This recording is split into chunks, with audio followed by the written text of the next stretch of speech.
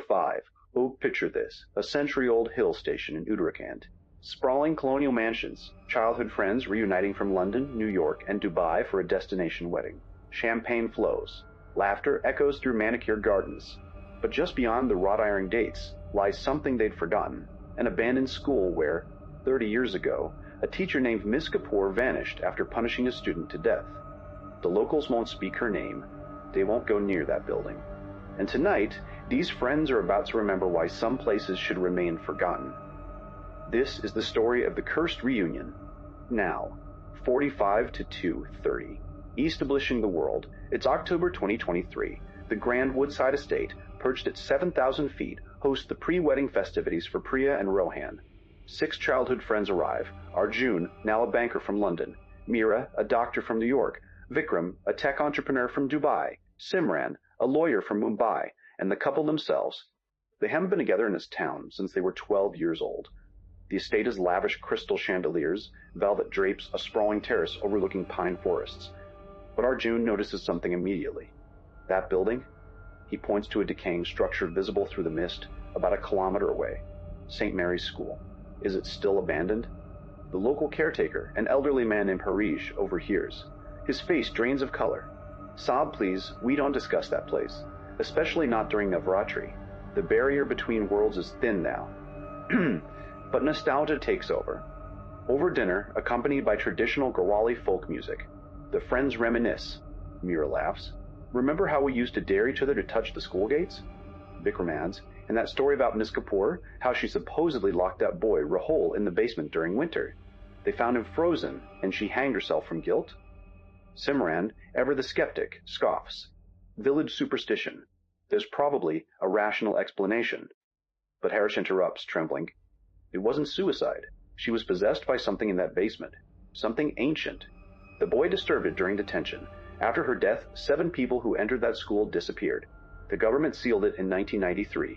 But seals mean nothing to what dwells there. Nod. Toink 3, 5, Yuanoscolage. 35, Aeroscolation. The wedding is 3 days away, tomorrow is Sanjeet night. But tonight, fueled by expensive scotch and false bravado, Vikram proposes a dare, like old times. We walk to St. Mary's, just to the gate, prove it's all nonsense. At 11:47 p.m., against Harish's desperate pleas, 5 of them set out. Priya stays behind, feeling unwell. The path is overgrown, illuminated only by their phone flashlights. The temperature drops 15 degrees as they approach. The school looms a 3-story British-era structure, windows shattered, vines consuming the walls. The iron gates hang open, creaking rhythmically despite no wind. Shh. Someone's been here, Arjun whispers, pointing to fresh footprints in the dust. Then they hear it, a woman's voice, singing a nursery rhyme in Hindi. Makli Yal Ki Rani. It's coming from the 3rd floor. Meera's medical training kicks in. Could be a homeless person. We should check if they need help. Against every instinct, they enter. Inside, the decay is overwhelming. Collapsed ceilings, rotting furniture, walls covered in strange symbols. Not graffiti, something older. Sanskrit verses written in what looks like dried blood. The singing continues. They climb the stairs, each step groaning. On the 2nd floor, Simran freezes. Look. A classroom door is ajar. Inside, desks are arranged perfectly.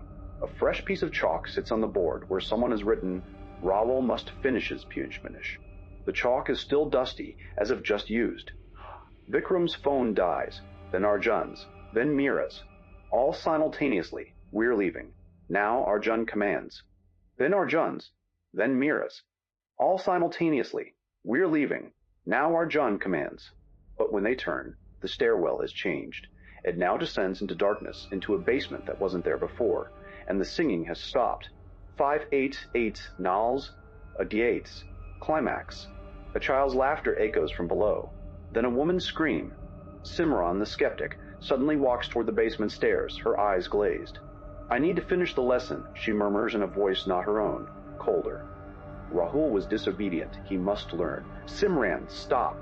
Meera grabs her, but Simran is impossibly strong, throwing the doctor against the wall. Oh. Simran descends into the basement. Arjun and Vikram chase her down into a stone chamber lit by inexplicable candlelight. In the center, a small wooden chair. Simran sits, rigid, her head tilting at an unnatural angle. I'm Miss Kapoor. She speaks in that alien voice. You trespassed, you all must stay, you all must learn. The temperature plummets, their breaths fog, the candles burn blue. Mira, bleeding but conscious, remembers. Harish mentioned Navratri, the goddess. We need a priest. Vikram springs back to the estate, falling twice, finally reaching Harish at 12:34 a.m. Within 20 minutes, they return with the estate's resident priest, who was preparing for the next day's puja.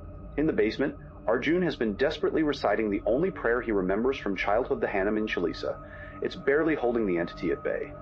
The priest, an elderly Brahmin named Pandit Shastri, enters with sacred ash, Rudraksha beads, and a copper vessel. He begins the Durga Saptashadi, his voice commanding. Simran convulses. Objects fly, the walls bleed. But Pandit Shastri continues, throwing sacred ash, invoking the goddess's protection. You have no dominion here. By the power of Ma Durga, I command you to release her. At 1:47 a.m., Simran collapses. The candles extinguish. Silence. They carry her out. By the time they reach the gates, she's breathing normally, with no memory of the possession. AT 18-9, Deathert 9. Resolution and 2. The wedding proceeds, but quietly. The friends leave Uttarakhand immediately after, shaken and changed. 3 weeks later, Arjun receives a photograph in the mail no return address. It's an old class photo from St. Mary's School, 1985.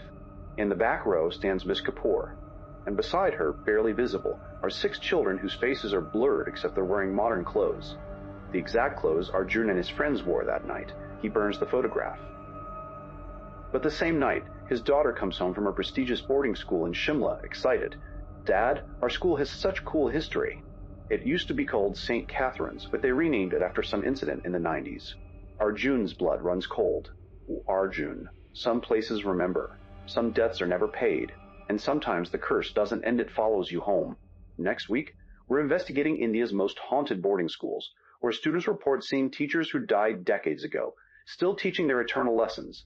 If this story chilled you, smash that like button. Subscribe and hit the bell icon, because what we uncover next will make this seem like a fairy tale. And tell me in the comments, have you ever visited a place that felt wrong? That remembered you because some buildings don't just house the past, they collect it. And you might be next. Stay vigilant, stay subscribed, and never accept a dare you can't escape from.